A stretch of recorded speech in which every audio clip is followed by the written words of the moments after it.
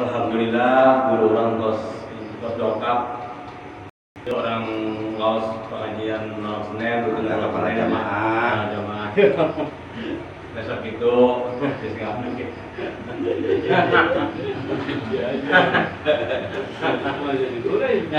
jadi dulu ngomong apa udah rep lagi plan itu dihapus dulu jangan dihapus dulu yang tadi mana. Assalamualaikum warahmatullahi wabarakatuh. Waalaikumsalam warahmatullahi wabarakatuh. Alhamdulillahilladzi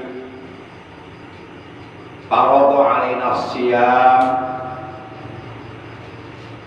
fi syahri Ramadan.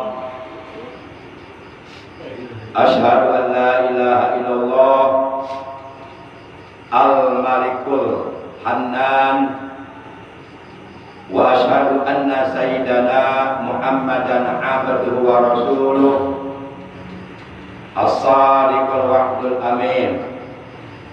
Allahumma salli wa sallim wa barik ala imamil muttaqin sayyidina wa habibina wa syafi'ina wa qurrati a'yunina wa maulana Muhammad sallallahu alaihi wasallam wa ala alihi wa ashabihi ila yaumiddin, amma ba'd. Ma'asyiral muslimin, segenap jamaah Majlisul Ilmi, jamaah pengajian rutin malam Senin ba'da Isya Musalla Miftahul Jannah Cikarang Tekel, Desa Jaya Mulia, Kecamatan Serang Baru, Bekasi, yang seluruhnya tanpa kecuali yang saya hormati rahimakumullah wa adakumullah wa hafidhakumullah.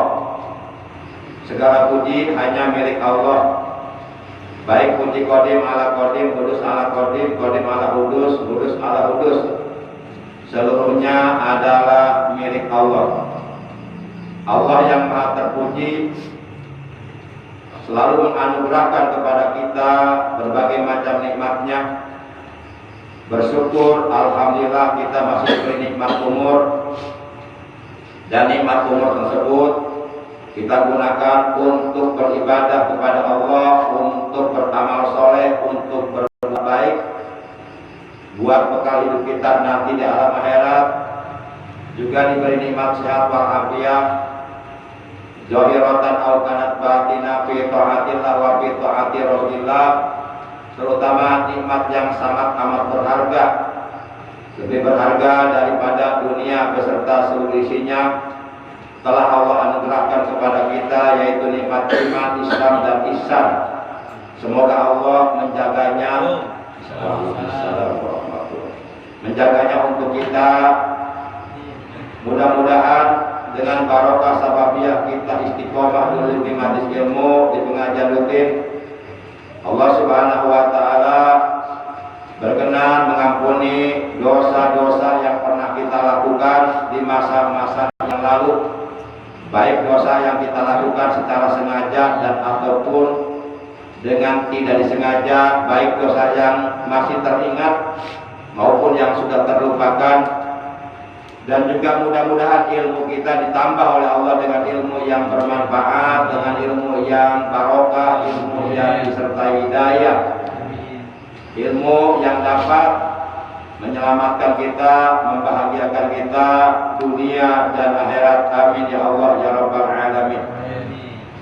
Salawat teriring salam semoga tetap dilimpahkan selalu atas kekasihnya Allah, panutan kita, ikutan kita, suri tauladan yang paling baik untuk kita contoh akhlak dan ibadahnya, yakni baginda yang mulia tercinta Nabi Agung, Nabi besar Muhammad SAW, beserta seluruh keluarga beliau, para sahabat beliau, dan seluruh pengikut beliau. Tentunya pengikut beliau yang tetap setia kepada beliau, yang tetap cinta kepada beliau, yang tetap mentaati menjalankan perintah-perintah beliau. Salah satu di antara perintah beliau yang hukumnya wajib dan sangat penting adalah perintah thalabul ilmi. Juga salawat dan salam kita aturkan semoga dilimpahkan selalu atas keluarga beliau, para sahabat beliau, dan semua pengikut beliau. Mudah-mudahan kelak di hari kiamat kita dan keluarga kita, juga saudara-saudara kita, benar-benar diakui oleh beliau sebagai umatnya, mendapatkan syafaat uzma dari beliau, mendapatkan air telaga beliau di hari kiamat, dikumpulkan oleh Allah di hari kiamat bersama rombongan orang-orang yang dimuliakan oleh Allah, orang-orang ahli sorga, yaitu para siddiqin, para syuhada, para sholihin. Amin ya Allah ya rabbal alamin. Ma'asyiral muslimin rahimakumullah wa hadakumullah wa hafizakumullah. Sebagaimana biasa, kita awali pengajian rutin kita pada malam ini dengan pembacaan umul kitab suratul Fatihah dan dengan pembacaan salawat atas kekasihnya Allah, yang pahalanya dari kedua bacaan tersebut kita hadiahkan untuk seluruh ahli kubur keluarga kita yang telah mendahului kita, terutama untuk kedua orang tua kita, kakek nenek kita, para sesepuh kita, guru-guru kita, paman bibi kita, kakak adik kita, dan saudara-saudara kita.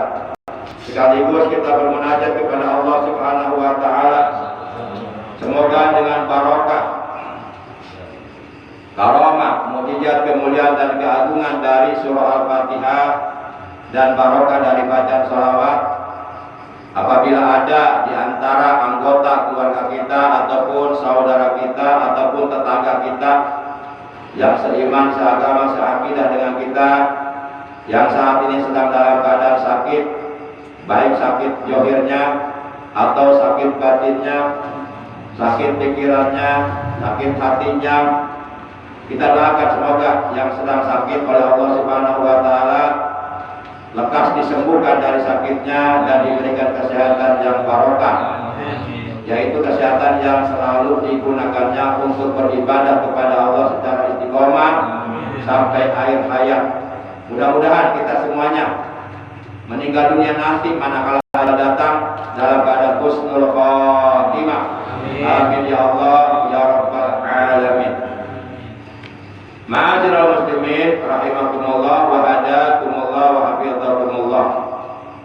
Kita awali pengajian rutin kita pada malam ini sebagaimana biasa, yaitu dengan pembacaan umul kitab suratul Fatihah dan salawat. Bitilka niyatil Fatihah. A'udzu billahi minasy syaithanir rajim. Bismillahirrahmanirrahim.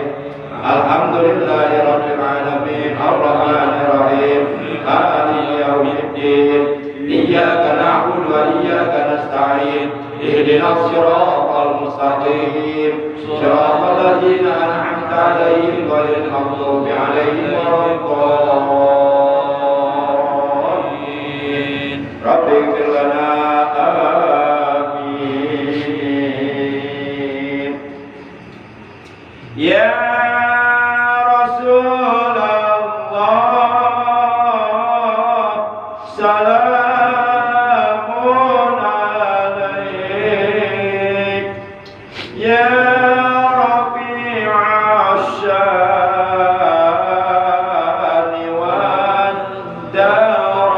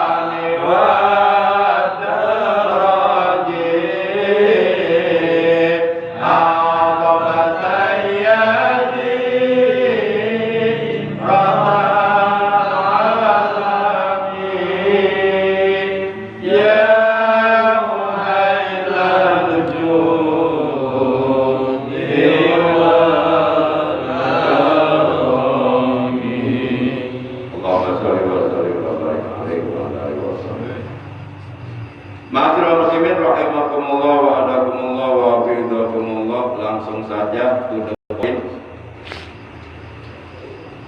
Diterangkan di dalam kitab Durratun Nasihin halaman 13 baris yang keempat dari atas. Di sini diterangkan qila al-muradu bis-shaum qahru aduwillah fa inna wasilata syaitan bisyahwati wa innama taqwa syahawatu bil ukli wasyurbi fala yustabadu minas shaum qahru aduwillah wa qasrus syahawati illa bitadlil nafsi biqillatil ukli. Ila telah dikatakan atau telah dijelaskan atau telah diterangkan oleh para ulama. Al-muradu, opo al-muradu bermula yang dikehendaki atau yang dituju atau yang dimaksud bisaumi dengan perintah puasa, terutama puasa Ramadan yang hukumnya wajib, yang hanya tinggal 1 bulan 1 hari lagi akan segera tiba, atau puasa-puasa yang lainnya seperti puasa qada Ramadan atau puasa yang dinajarkan atau puasa-puasa yang hukumnya sunnah. Nah, yang dikehendaki, yang dimaksud, yang dituju dengan perintah puasa adalah qahru aduwillah, adalah untuk memaksa musuh Allah. Siapa musuh Allah? Yang paling nyata, yang paling jelas. Musuh Allah yang paling nyata, yang paling jelas pertama iblis dan seluruh pasukannya yang bernama syayatin. Seluruh syaitan itu adalah pasukan iblis. Iblis ini adalah rajanya syaitan. Kemudian siapa lagi musuh Allah? Musuh Allah adalah al-kafirun, orang-orang yang kafir, orang-orang yang ingkar kepada Allah, orang-orang yang menolak kebenaran agama Islam yang datangnya dari Allah, seperti Abu Jahal, Abu Lahab, Uqbah, Walid, dan dedengkot kafir yang lainnya.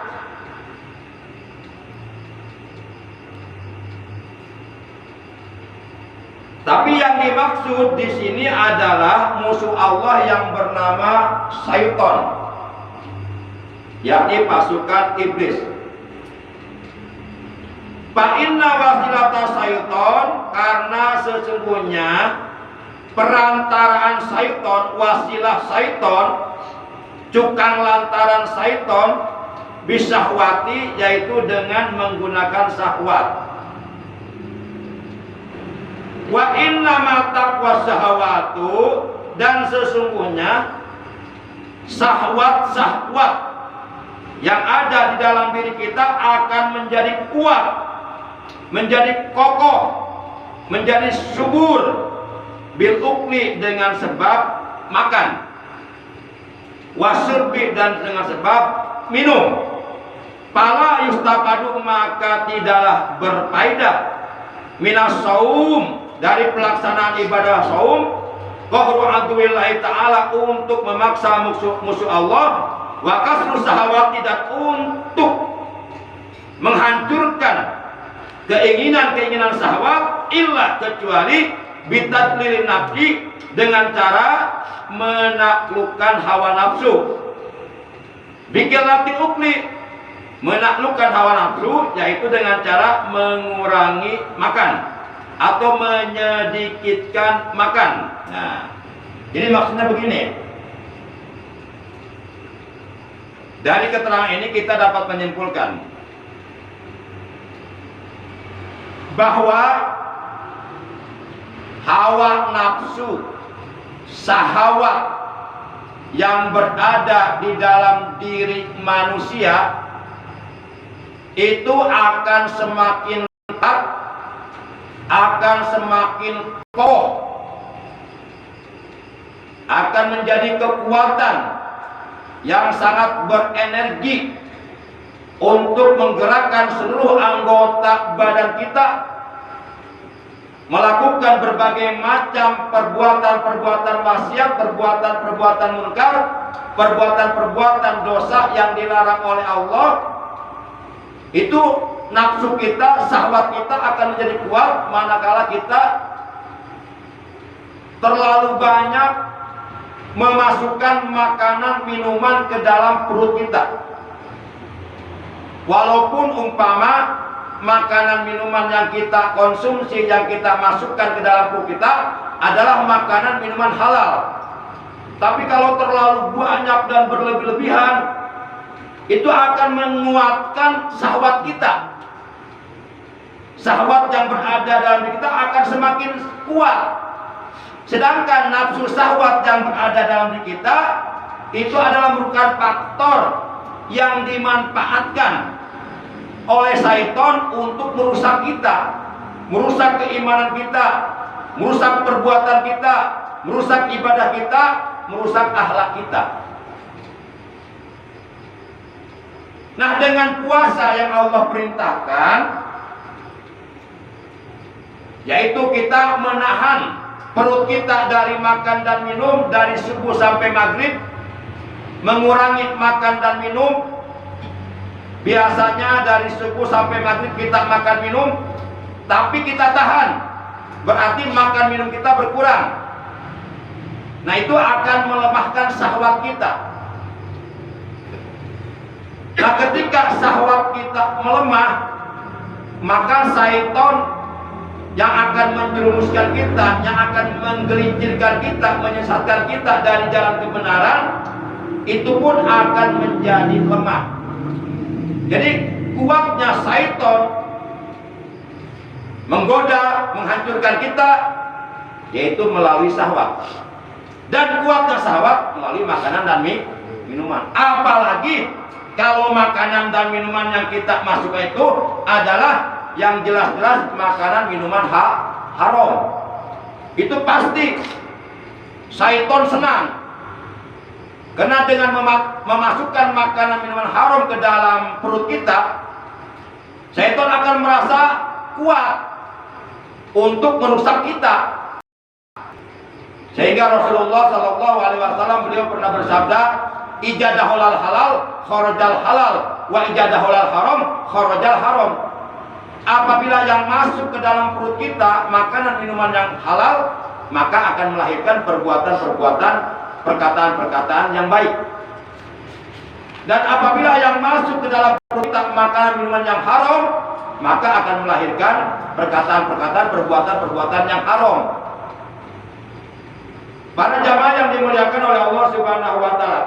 Nah, supaya syaitan itu dapat dikalahkan oleh kita, maka salah satu cara yang paling efektif untuk mengalahkan musuhnya Allah yang bernama syaitan, di mana syaitan akan menyesatkan kita, maka dengan cara berpuasa.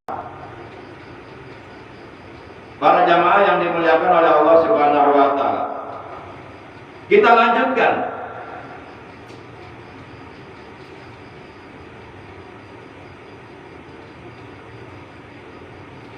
Walija, dan oleh karenanya ruwiyah telah diriwayatkan fi masru'iyati saum, di dalam disyariatkannya ibadah saum, ibadah puasa, annallaha ta'ala, bahwasanya Allah Subhanahu wa taala khalaqa, telah menciptakan Allah al-aqla, akan akal. Jadi akal yang Allah anugerahkan kepada manusia itu adalah makhluk Allah, ciptaan Allah, diberikannya kepada makhluk yang bernama manusia. Dan dengan akal tersebut manusia derajatnya lebih tinggi daripada makhluk yang bernama hewan. Allah Subhanahu wa taala telah menciptakan akal.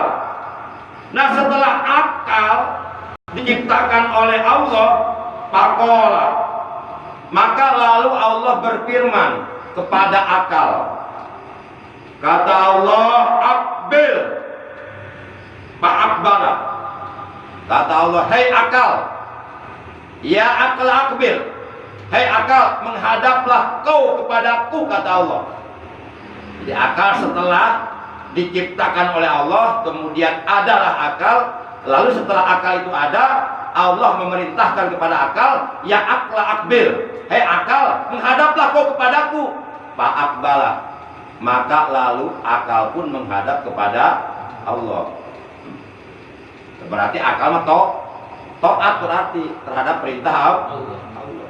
Nah, yang suka membakar bukan akal, nafsu, suka melawan. Summa kemudian qala, Allah berfirman, adbir, ya akla adbir fadbara. Kata Allah, hei akal, sekarang kau membelakang. Fadbara, maka lalu akal pun membelakang. Begitulah taatnya akal kepada perintah Allah. Disuruh menghadap, ya akal langsung menghadap.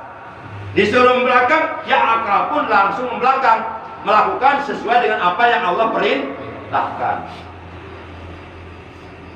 Hayya 'alas shalah. Nah, orang yang berakal langsung menghadap Allah. Karena itu panggilan Allah untuk menghadap Allah. Tapi kalau orang yang tidak berakal, hayya 'alas shalah, hari-hari we. Para jamaah yang dimuliakan oleh Allah Subhanahu wa taala. Kambing berakal tidak? Tidak. Coba, ketika kami mendengar azan, hayya 'alas shalah, kami menghadap enggak? Tidak. Selanjutnya terserah Anda. Para jamaah yang dimuliakan oleh Allah Subhanahu wa taala. Summa kemudian qala, Allah berfirman kepada akal nih. Man anta wa man ana. Hai akal, man anta, siapa engkau? Wa man ana, dan siapa aku? Jawab. Nah, akal disuruh menjawab pertanyaan Allah. Pertanyaan adalah, siapa engkau, siapa aku? Kata Allah, qala al-aqlu. Kemudian akal menjawab. Kata akal begini jawabannya, anta rabbi wa ana abduka dhaif. Anta engkau ya Allah, Rabbi, Tuhanku, wa ana, sedang aku ya Allah, abduka, hambamu, ad-dhaif, yang lemah. Nah, itu jawaban akal. Ketika akal ditanya oleh Allah, man anta wa man ana, siapa engkau dan siapa aku? Akal menjawab, engkau adalah Tuhanku dan aku adalah hambamu yang lemah. Tuh. Di secerdas apapun akal manusia, walaupun manusia bisa menciptakan pesawat, bisa menciptakan HP, sehingga manusia bisa berkomunikasi dalam jarak jauh, bahkan walaupun jaraknya berbeda jauh, tapi bisa kelihatan wajah orang yang kita hubungi. Secerdas apapun akal manusia, tetap akal sudah mengatakan bahwa aku ini adalah hambamu yang lemah. So, manusia kalau nggak dikasih akal, bisa bikin pesawat terbang nggak? Enggak. Bisa bikin HP nggak? Enggak. Siapa yang bikin akal? Allah. Berarti yang hebat yang bikin pesawat, apa yang bikin akal? Bikin akal. Bikin akal. Para jamaah yang dimuliakan oleh Allah SWT, makanya kita nggak boleh menghebat-hebatkan makhluk. La hebata illallah, tidak ada yang hebat kecuali Allah. Kalau ada seseorang dikasih hebat, tetap yang dipuji Allah.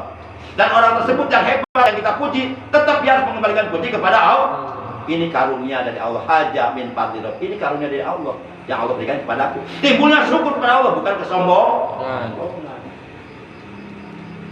Para jamaah yang dimuliakan oleh Allah Subhanahu wa taala.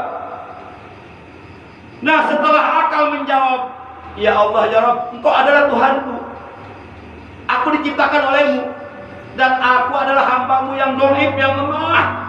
Faqala Allah Ta'ala, setelah Allah Subhanahu wa Ta'ala mendengar jawaban akal seperti itu, jawabannya bagus enggak? Bagus. Jawaban akal bagus enggak? Nah, setelah Allah mendengar jawaban akal yang bagus seperti itu, maka lalu Allah berfirman kepada akal, ya akal, ma khalaqta khalqan a'ajza minka. Wahai akal, kata Allah, tiadalah aku menciptakan makhluk semulia engkau. Manusia menjadi makhluk yang paling mulia. Kenapa? Karena oleh Allah diberi akal. Manusia akan menjadi makhluk yang paling hina, bahkan kehinaannya melebihi kehinaan binatang, melebihi kehinaan anjing, babi. Manakala Tidak ada akal. akalnya Hilang. manakala akalnya rusak, manakala akalnya konslet. Siapa contohnya? Orang gila. Lihat orang gila, kemana-mana telanjang, kotor badannya, rambutnya rujit, hina nggak? Hina. Kalau ayam, kuda, kambing telanjang, wajar nggak? Kenapa? Karena binatang, karena nggak dikasih akal. Tapi manusia lebih dari binatang, berarti lebih hina. Kalau bilang maka kita bersyukur oleh Allah dikasih akal. Gunakan akal dengan baik. Bagaimana cara mensyukuri nikmat akal? Ya, gunakan akal dengan baik, berpikir dengan baik, taati perintah-perintah Allah, jauhi larangan Allah. Itu mensyukuri nikmat akal. Para jamaah yang dimuliakan oleh Allah Subhanahu wa Ta'ala, jadi akal mendapatkan pujian dari Allah. Kata Allah, ma khalaqtu khalqan a'ajza minka, tiadalah aku menciptakan makhluk semulia engkau. Manusia terusin, makhluk yang paling mulia. Manusia makhluk yang paling mulia. Terus harus iman dan takwa yang disertai akhlak. Jadi manusia itu makhluk yang paling mulia karena oleh Allah dikaruniai akhlak. Allah berfirman dalam Al-Quran, laqad khalaqnal insana fi ahsani taqwim summa radadnahu asfala safirin illal ladzina amanu wa amilus solihati falahum ajrun ghairu mamnun. Fama yukadzibuka ba'du biddin alaisallahu bi ahkamil hakimin. Nah, kalau umpama ada imam baca surat tersebut, surat apa itu? Surat Atin, ya. Atin. Ayat terakhir berbunyi alaisallahu bi ahkamil. Nah, umpama imam baca surat Atin, di penghujung surat Atin berbunyi alaisallahu bi ahkamil hakimin, maka imam dan makmum disunahkan menjawab, mengucapkan, tapi niatnya zikir. Niatnya zikir, mengucapkan apa? Alaisallahu bi ahkamil hakimin. Bala wa ana ala jalika minasyahidin. Itu jawabannya. Nah, kalau kita mendengar imam baca itu, alaisallahu bi ahkamil hakimin, kita makmum di belakang disunahkan membaca balanya sekali aja, nggak usah 2 kali. Sekali aja balanya, jangan bala-bala. Kamu pakai barala. Bala wa ana ala jalika minasyahidin. Bala, ya betul. Wa ana, dan bermula aku ala jalika atas yang demikian itu. Minasyahidin, termasuk dari orang-orang yang bersaksi. Karena alaisallahu bi ahkamil hakimin, artinya bukanlah Allah hakim yang paling baik, Nah kita mengatakan betul, dan aku bersaksi bahwa Allah adalah hakim yang paling terbaik gitu. Tapi niatnya kita berzikir dengan mengucapkan bala wa ana ala dzalika minasyahidin. Tapi kalau imam baca surat dan di dalam suratnya terdapat ayat dan di dalam ayatnya terdapat nama Muhammad, itu kita enggak disunahkan baca sholawat. Contoh surat Al-Ahzab, maka Muhammadun, kata imam, kita di belakang sallallahu alaihi Allahumma sholli wa sallim wa barik alaihi, takbir. Ya wah, belakang buta sudah kan? Dulu buka bodoh ya. Nah, nggak disunahkan. Pokoknya kalau ada nama Nabi di dalam Al-Quran, kemudian Al-Quran tersebut dibaca oleh seorang imam di dalam sholat berjamaah, ya, membaca surat yang di dalam surat tersebut ada nama-nama Nabi, seperti suhufi Ibrahim wa Musa. Itu Ibrahim nama Nabi, Musa Nabi. Kita nggak disunahkan baca alaihissalam, enggak.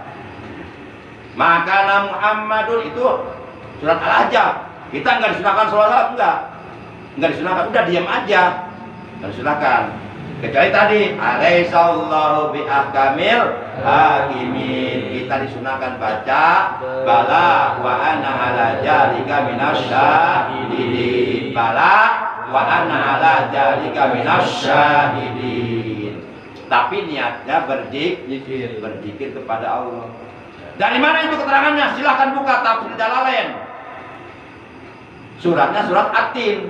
Nah, jadi tafsir daripada surat At-Tin seperti itu. Para jamaah yang dimuliakan oleh Allah Subhanahu wa taala.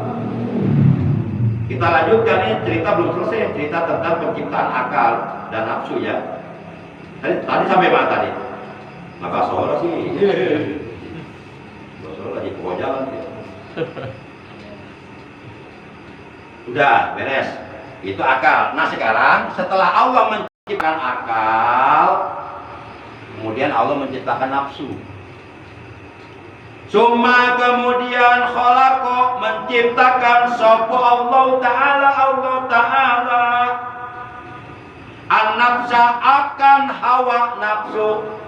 Setelah Allah menciptakan akal, lalu kemudian Allah pun menciptakan nafsu.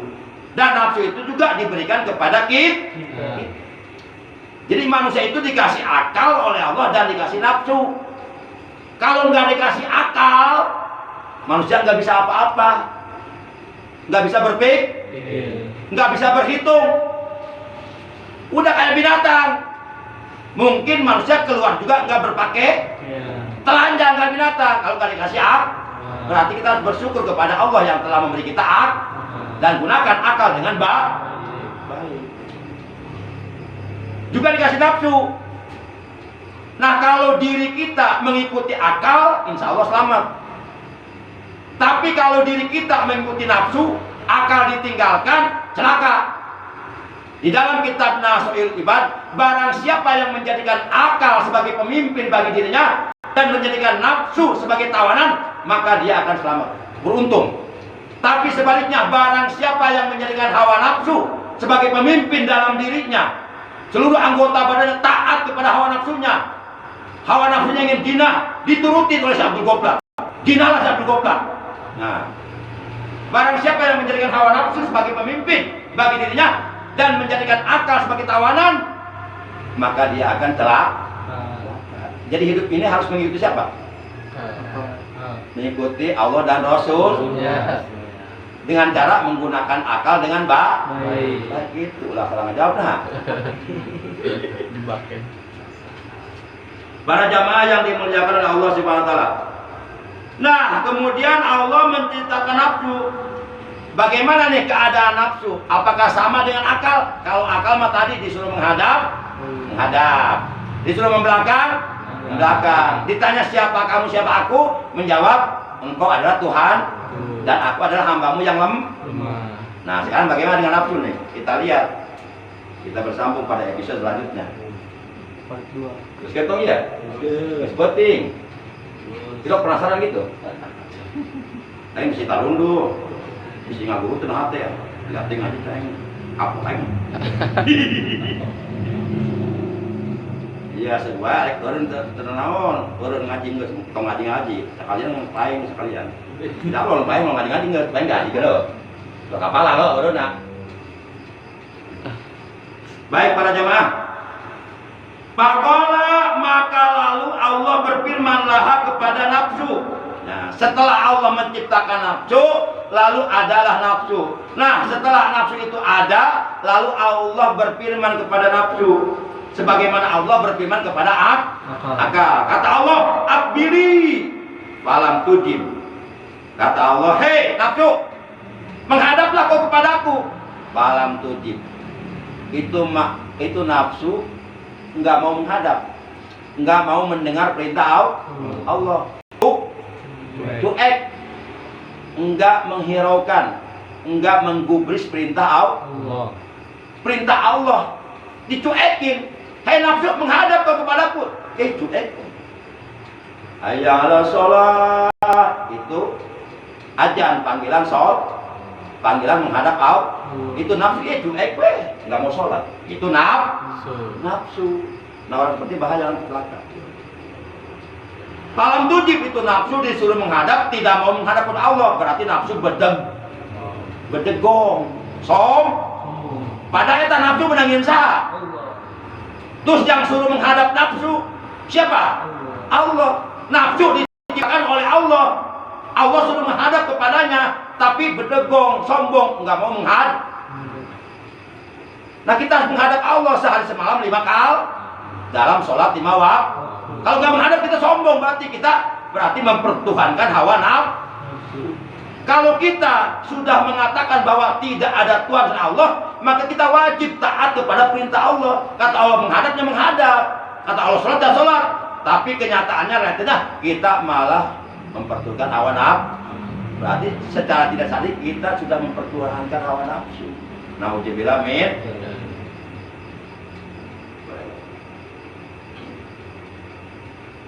Suma kemudian qala Allah berfirman laha kepada nafsu. Kata Allah, "Man anti." Kalau nafsu beda, anti bukan anta. "Man anti wa man ana." Kata Allah, "Hei nafsu, kamu ini bedogong banget sih. Sombong. Emang siapa yang menciptakan kamu? Aku yang telah menciptakan kamu. Tapi kamu disuruh menghadap enggak dengar perintahku. Hei nafsu, jawab, siapa engkau? Siapa aku?" Nafsu menjawab. Jawabannya ngeselin bang, nafsu ngeselin. Lamun dina stiker mah aya dia makanya ngebandring kita. Ngeselin ke sana. Apa lagi?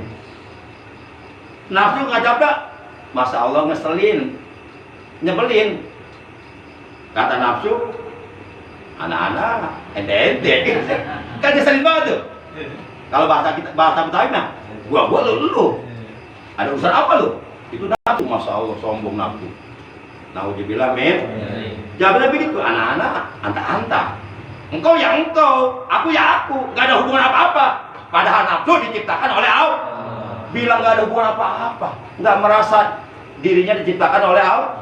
Sombong, melupakan sang pencipta. Nah, oleh karena nafsu sombong, jawabannya seperti itu, sombong kepada Allah. Anak-anak, anta. Kalau orang Betawi kan bilangnya bukan anta, ente bahdul. Tapi kalau anak jangan di eka dan ente ya kan.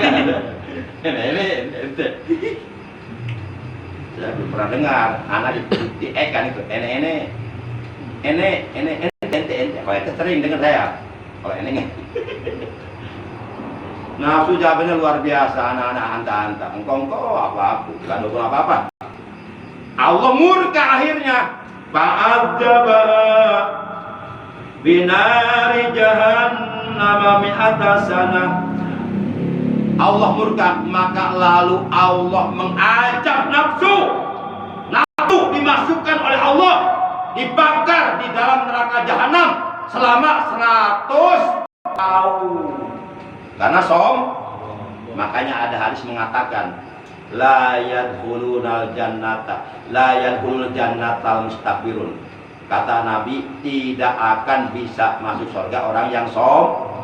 Orang yang sombong itu orang yang selalu memperturutkan hawa nafsu dan tidak mengindahkan panggilan Allah, tidak mengindahkan perintah-perintah Allah, itu sombong. Tapi kalau menurut hadis riwayat lainnya, orang sombong itu kata Nabi, al-kibru batorul haq wa ghamtun nas. Sombong itu adalah menolak kebenaran dan mengecilkan orang lain. Itu sombong, merasa dirinya lebih baik daripada orang lain. Contohnya seperti iblis ketika disuruh sujud kepada Nabi Adam. Iblis menjawab, ana khairu minhu, aku lebih baik daripada Adam. Mana bisa aku sujud pada Adam? Adam baru engkau ciptakan, aku udah 7.000 tahun surga, aku senior, Adam junior. Masa aku sudah menghormat Adam? Akhirnya kata Allah apa? Ukhruj minha fa innaka rajim. Budak. Kata Allah, keluar kau dari dalam surga. Sungguh engkau makhluk terkutuk. Tuh, gara-gara apa? Iblis diusir di surga. Gara-gara sombong. Makanya orang yang ahli ibadah jangan sombong. Jangan mentang-mentang sholatnya rajin, lalu merasa lebih baik dari orang lain, lalu menghina orang yang tidak sholat. Orang yang tidak sholat jangan dihina, diajak bukan diejek. Dakwah itu mengajak bukan mengejek. Dakwah itu argumen bukan sentimen, diajak. Kalau dia nggak punya, kenapa kamu nggak sholat? Saya sebenarnya pengen sholat, cuma mau ngomongnya malu. Ngomong apa? Saya nggak punya sarung. Beli sama kita. Buat bang ngejek kamu tapi tidak belikan sarungnya. Dakwah dengan harta. Ulah ada orang Kristen makan bisa dia dakwahnya pakai harta. Kita dakwah pakai ngomong doang, kok lain aja. Iya. Para jamaah yang dimuliakan oleh Allah Subhanahu wa taala. Akhirnya nafsu oleh karena sombong oleh Allah diajab, dimasukkan, dibakar di dalam neraka jahanam selama 100 tahun. Summa akhrajaha, setelah 100 tahun dibakar di dalam neraka jahanam, kemudian nafsu tersebut oleh Allah dikeluarkan dari dalam neraka jahanam. Pakola, setelah nafsu oleh Allah dikeluarkan dari dalam neraka jahanam, Allah nanya lagi. Sugan enak kapok sugan. Kata Allah, man anta wa man ana. Hei nafsu, siapa engkau? Siapa aku? Sugan aing dibeli makapok. Eta nafsu lantaran berdegong, tetap nggak jawabnya ana. Kan ngeselin banget ini nafsu. Gua lu yang lu. Itulah berdegong nafsu. Enggak malah menurut kamu bedog pasti berdegong. Para jamaah yang dimuliakan Allah. Jadi Pak Ajab tuh kalau apa? Itu nafsu lagi-lagi dia menjawab seperti jawaban yang awal yang pertama, anak-anak antar. Summa ja'alaha fi naril ju'. Nah, setelah itu baru itu nafsu oleh Allah dimasukkan ke dalam narul ju'. Narul ju' itu kalau diartikan secara bahasa neraka lapar. Neraka lapar. Ya sudah dibakar panas dengan api neraka, tapi juga ada tambahannya siksanya, merasa lapar luar biasa. Seandainya seluruh nasi dimasukkan ke dalam perutnya, itu nggak akan menghilangkan laparnya, malah semakin tambah lapar. Itulah ajab Allah. Nah, bagaimana? Akhirnya itu nafsu oleh karena sombong dimasukkan oleh Allah ke dalam neraka narulju, neraka lapar. Narulju namanya. Narulju mi'ata sanatin selama 100 tahun. Nah, bagaimana tuh nafsu setelah dimasukkan ke dalam neraka narulju? Kapok enggak dia? Apakah jawabannya masih ngeselin? Anak-anak anta-anta? Nah, kita lihat selanjutnya. Fasalaha. Nah, setelah nafsu selama 100 tahun dimasukkan, disiksa, diajab, dinarul, siapapun yang dimasukkan ke dalam neraka tersebut, di samping dia akan terbakar kepanasan, juga akan merasa lapar. Maka lalu dikeluarkan. Setelah dikeluarkan, fasalaha. Allah nanya lagi nih. Berarti yang keberapa nih? Ketiga kalinya berarti nanya. Fasalaha. Sama, Allah nanya lagi. Man anta wa man ana. Siapa engkau hai nafsu dan siapa aku?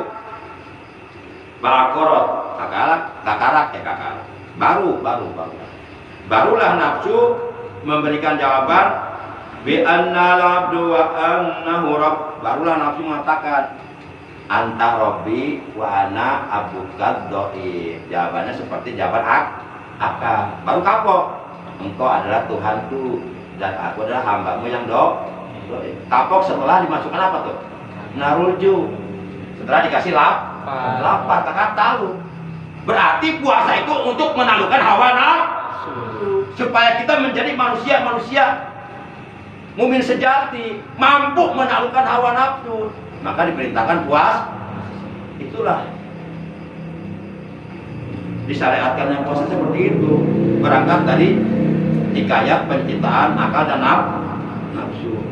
Berarti nyambung kan ya? Kira-kira nyambung kan? Kira-kira ke hati itu ya? Bisa nyimpulkan bisa? Ya kesimpulan masing-masing aja dah. Kesimpulan masing-masing aja. Fa'aujaballahu ta'ala alaiha saum bisa babi dalika.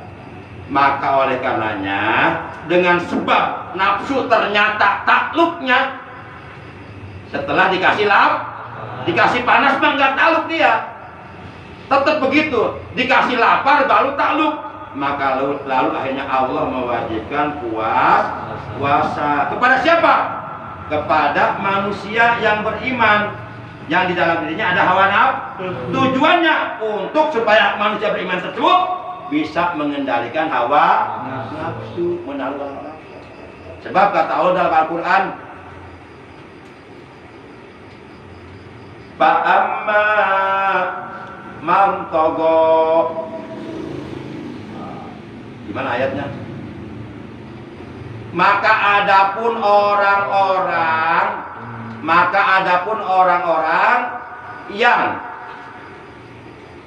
melampaui batas dan dia lebih cenderung, lebih memilih kesenangan dunia, kenikmatan dunia, kemewahan dunia dan mempertujukan hawa nafsu, fa innal jahima hiyal ma'wa, kata Allah. Maka neraka jahimlah tempat kembali bagi mereka yang memperturutkan hawa nafsu.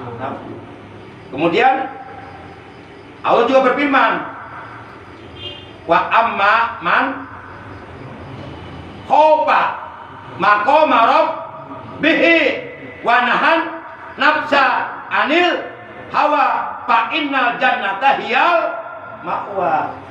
Kata Allah, dan adapun orang yang takut kepada Tuhannya, yang bertakwa kepada Allah, menjalankan perintah Allah, menjauhi larangan Allah, takut diazab oleh Allah di neraka, wa nahan nafsa, dan dia mampu menahan hawa nafsu, mampu menaklukkan hawa nafsu anil hawa, fa innal jannata hiyal ma'wa. Maka sesungguhnya sorgalah tempat tinggalnya.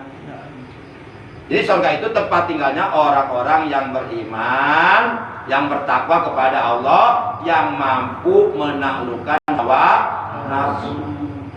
Maka dengan disyariatkannya puasa pada setiap tahun selama 1 bulan di bulan Ramadan, agar orang-orang beriman menjadi orang-orang yang mampu mengendalikan hawa nafsunya, agar orang-orang yang beriman menjadi orang-orang yang mampu membentengi dirinya dari perbuatan keji dan perbuatan munkar, dari perbuatan dosa, yang perbuatan-perbuatan dosa tersebut semuanya berangkat didorong dari keinginan hawa nafsu.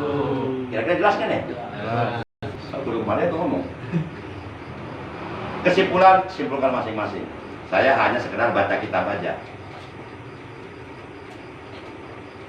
Oleh karena sudah jelas, sudah bisa diterima dengan baik, sudah bisa dipahami ya.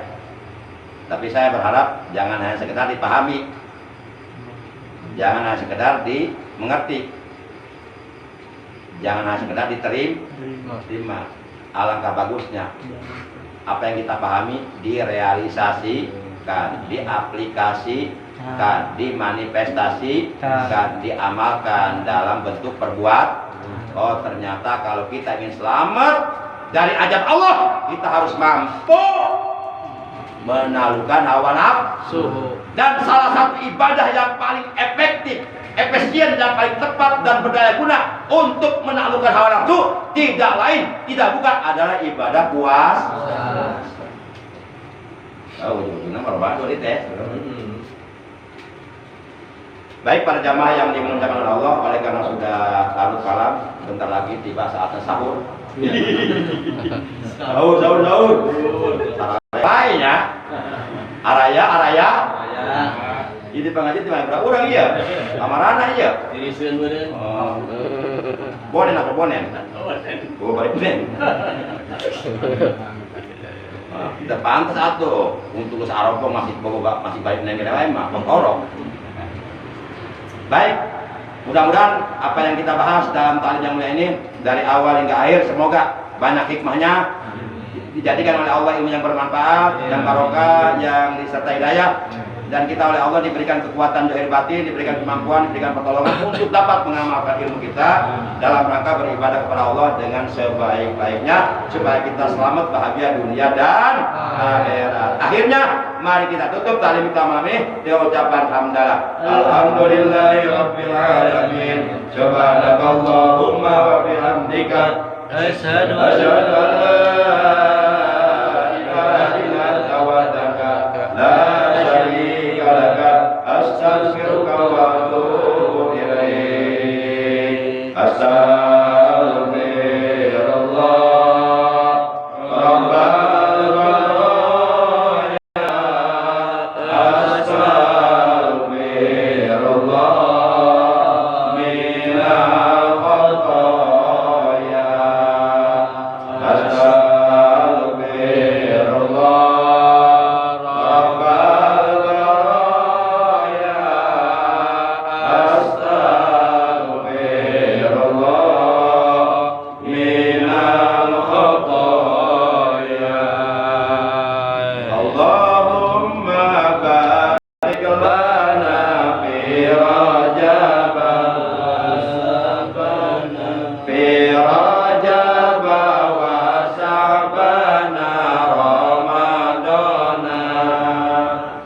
Allahumma barik lana bi rajab